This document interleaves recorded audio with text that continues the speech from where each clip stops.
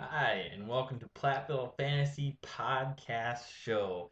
This podcast is going to be just a little bit different, maybe. I don't know. I have just collaborated with a producer. You may know him, but it's going to be Mitch. Mitch just gave me an email. He's like, hey, you want me to throw in a couple of graphics? So maybe there'll be a graphic right now. I don't know. I'm going to send him the video, and anything that you see as an effect uh, courtesy of Mitch. He did go to school for that kind of thing, so cool beans, man. But anyway, I have notes for this show just in case, just to make it a little bit easier for him. My hands are filthy. I just got done with work and I went right to notes and then to you guys. So should be pretty quick, I think. But anywho, for starters, I lost, and I know that's what you guys want to hear first, but bummer. But I thought I had a winning streak going, but going against Bunker or going against Jameson and now Bunker, I got my work cut out for me these 2 weeks. But anyway, for the real stuff right now, I'm gonna start off with just general announcements and then move to the stats. So for starters, uh, kudos to Jordan. He made his fifth move ever. First move of the season, fifth move of all time in his fifth season. Now, when I calculate the stats, Jordan and Jameson did share a team the very first year, but I give those stats to Jameson when I'm compiling them because it's under Jameson's name. But so there should be like a little star asterisk thing. Ooh, Mitch, put a star in right now. Whatever. But anyway, um, yeah, fifth move. Hey, and later on, I'll say he had a good week, but uh, maybe related. But that segues into the next one. A trade happened this week. I'm gonna try to announce all trades because they're big news. They're really exciting parts about fantasy sports. So big move. Looks like Bill answered Jordan's call on the message board and Adam Jones for Corey Hart. Interesting trade. That's got to be a tough one for Jordan. I know I got a text message saying it was pretty tough, but especially since the trade happened when Corey Hart hit 3 home runs. And then just today, oh, by the way, Brewers. But anyway, I'll get to them later. But yeah, Adam Jones, he's pretty. He can bounce back. The trade's pretty even because you got two guys. I think that have a lot of potential.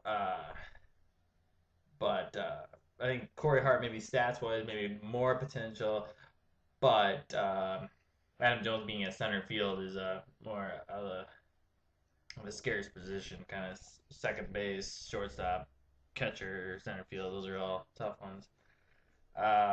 Maybe not second base, but shortstop stuff this year. And center field can be tough too. But yeah, so trade. Let's see how that one works out, huh? Moving on to number three. Hey, uh, one of my favorite viewers. I love your comments, by the way. So I thought I'd drop this one in here. The seventh man to ever reach 700 career wins is at 705 right now. Just this week, he had a good week this week, winning your matchup, Mr. Dan Burr, 700 wins.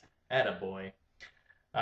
So good job. Also in the record books, Bunker and Apollo. I just want to throw this one on here. You guys are moving closer to 500 career winning percentage. I know Apollo, you started off rough, but not checking your fantasy league the very first year, but you gained 4 points and moving up closer to 500. Bunker's been moving really fast. He's getting 8 points and moving real fast to having a 500 overall career. I mean, if you guys both keep up what you're doing right now, maybe. I hope not. That's just for me being all the way down at 12th overall here. Um, Bringing me on to Bill. I saw on the comment board you're worried, and it does look kind of crazy. Bill Bill being at number 8. That's a new one. Bill could have a losing season for the first time in a long time. As I'll get to later on in the stats, he's not looking so good, as I referred to before. But Bill has his lowest ever in a season winning percentage is 544, which is some people's best. Probably a lot of people's best, but that's his lowest. And he's only had 2 years where he's had a 500 winning percentage. The other ones are 600. So I don't know. Maybe probably bounce back, but watch out, Bill. Uh, that'd be crazy. But hey, people gotta lose, right? Uh, moving on. Oop, here's one for me and Brian. Uh, putting the smack talk down. Yeah, okay. I got a little bet. A little bet for you, Brian. Now we'll see what you say. But I'm gonna put this one on. For Salas, I bet you. Right, currently he has 8 saves. I just looked it up. 8 saves. That doesn't include tonight. This is being filmed on the 24th. So from here on, before the game on the 24th, so games from the 23rd back, so he had 8 saves at that point. I say by the time we meet for the NFL draft, I don't think he'll have. I'll say he's not gonna have 6 saves, 6 or more. That's me. I don't think he's gonna have it.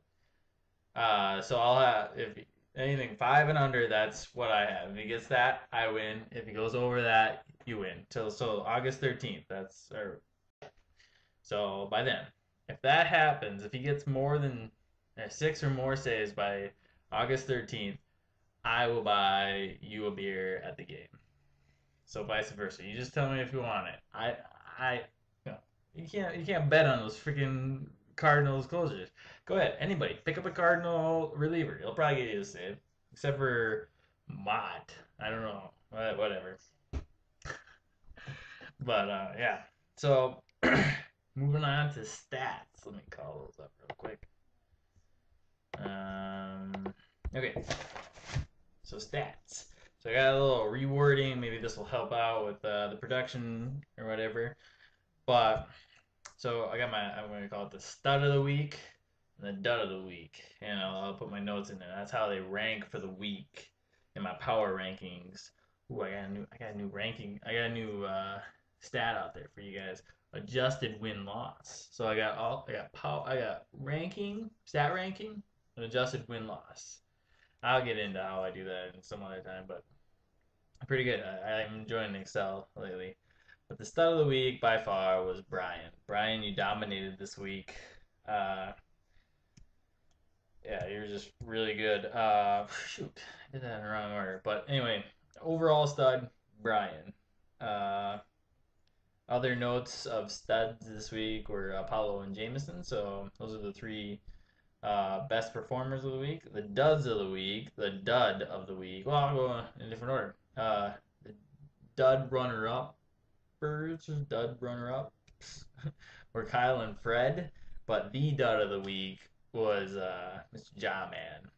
The only category that you seem to have been good at was not getting losses. I don't know. Your team sucked. Just for the week, though. Actually, kind of moving down on the win loss scale. You got to watch out, Ja Man, too. I think you only had one losing season in your career. But anyway, try to keep this moving on. So on that same uh, panel there, I got this little thing. Who's the best, like batting and pitching, bad batting and bad pitching. And so the team that's batting cleanup would have to be Brian. That was probably obvious. His team's batting cleanup. The team that was probably batting their pitching staff somehow. That's what I'm gonna call that one, and that's my team. My team was horrible at batting, like just atrocious. Um, but and then here's a little tribute to Major League, a fantastic movie. Which team was batting their Terminator? And that was Brian again. You dominated both categories, so you were definitely the big time stud this week. And the person that was batting or pitching there, see you later, was Fred.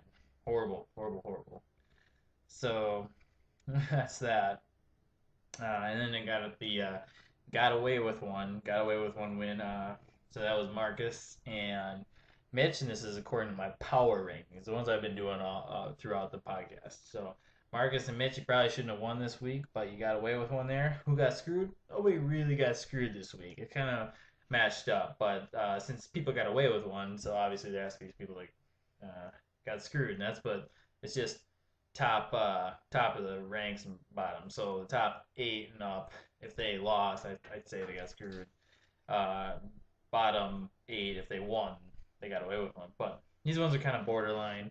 I had the 8th best stats of the week, and I lost, so that's kind of borderline. But Bill also 7th best stats of the week, but he lost too. So both of us probably should have won, but we did. Um, then with adjusted win loss, who was the furthest away from their adjusted win loss? Like what they really should have had. The one that got away with one was Jordan. He still should have had a good record. He should have had an 8-4 record, but he wound up with like I think 11-1. But that's okay. But Bill, you're actually the one that got screwed. Not only did you lose this week, but according to my adjusted win loss, where it's ranking all these other different things, you may have only had the best 7th best stats overall of the week, but you should have won. Like you should have won 11 out of the 12 stats. So you should have been like 11-1, kind of technically, because according to like your stats, with adjusted win loss. So yeah, so Bill, you got screwed on this week. So don't get too down on yourself. You actually had a good week, just lost. It happens. Anyway, so moving on to season stats. This one's a no-brainer. Bunker, you're dominating. You're dominating the wins and losses, and you're dominating stats. You're just way above everyone right now. So, hey, good job. um, and then Pete, you're absolutely horrible. Maybe Bunker brought you in to make his look better. It's like this master plan of his. But hey, don't know if you watch this, but you suck. And you're going for Dan Bird's all-time horrible record of worst season overall. So keep it up. Not really, but so the top, and then I'll go to the top 3 stats. They're still the same as last week, but Brian replaces me in the top 3 stats. And then in the bottom 3 stats, they remain the same, with Pete being the worst. But Apollo was bumped out of there. He moved up in the stats, and then Kyle Rush moved into the bottom 3. So that's how I'll refer to those from now on, and I'll just post the power rankings so you guys can just see. And then finally, matchup of the week. This is where I need a graphic, Mitch. Matchup of the week. But anyway, my matchup of the week, it was close. I could have gone a different way, but I'm going to say the matchup of the week. Just because of the fun part about it, it'd have to be Jameson versus Jordan. I think that'll be a good matchup if Jordan can keep it up. The one that the who cares matchup of the week, even though Dan Bird did really well, I think whoever's playing Pete, especially if you're in the bottom 8 of the of our league, and if you're playing Pete, you're in the who cares game of the week because you're probably gonna win. So Amber, if you lose, I'm going to mention that on the next podcast. I have them written down this way. Now I can like refer to my last matchups. I have no idea what my matchup of the week and who cares matchup of the week was, but they're written down this week. So that's everything. That's how I'm going to try to run this one. So for you, Mitch, that's how I'm going to run it. Yeah. So kudos to Mitch for going to produce this, put some fun stuff in it. But yeah, so podcasts might come a little slower. I'll try to record on Monday. This is Tuesday. I had something going on yesterday. But yeah, fun stuff. 1 second real quick. What the heck? I'm trying to check to see if the Brewers won. Hey, come from behind win from the Brew Crew. And Corey Hart, another home run. Jonathan Lucroy, awesome. Ricky Weeks, awesome. Heyo, Braun got ejected. Big years he's on my team. But anyway, signing out.